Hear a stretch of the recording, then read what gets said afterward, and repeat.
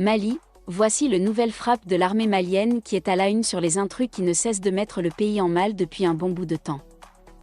Eh bien les amis, mais avant de commencer, n'oubliez pas de cliquer sur le petit bouton rouge situé en bas de votre petit écran afin de vous abonner à la chaîne dans le but de ne pas rater nos prochaines informations. Bon visionnement. Mali, c'est chaud au pays, voici un nouveau bilan d'un affrontement survenu ces derniers temps dans le pays et qui a causé des pertes.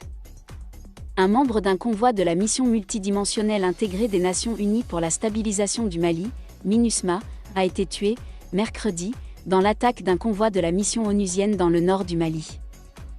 Je condamne fermement l'attaque menée ce jour par des hommes armés non identifiés contre un de nos convois logistiques à Al-Moustara, entre Tessali et Gao, a indiqué le chef de la MINUSMA El Gassim Wane dans un tweet relayé par le site officiel de la MINUSMA. Un contractuel national de la MINUSMA a été tué dans l'attaque, a-t-il déploré. Aucune revendication n'a été enregistrée par rapport à cette attaque, mercredi à 20h GMT. C'est la deuxième attaque contre la MINUSMA en moins d'une semaine. Vendredi dernier, une base opérationnelle temporaire de la mission onusienne a été attaquée par des hommes armés non identifiés, au moyen d'un véhicule piégé, dans la région de Gao. Selon un bilan fourni par la MINUSMA, 12 casques bleus allemands et un casque bleu belge ont été blessés dans l'attaque.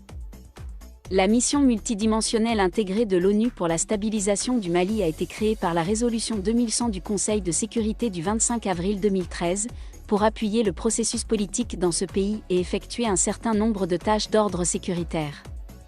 Elle dispose d'environ 13 000 soldats sur le terrain, mais aussi de plus de 2000 policiers et de personnel civil. Son mandat était prorogé d'un an, mardi, par le Conseil de sécurité à travers la résolution 2584.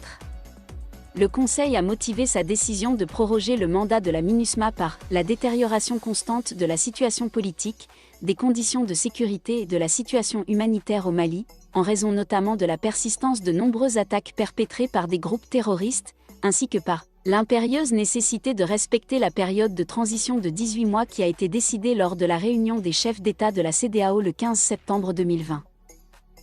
C'était le bilan d'une attaque survenue au Mali ces derniers moments. Partagez la vidéo massivement avec vos amis, et n'oubliez pas de vous abonner.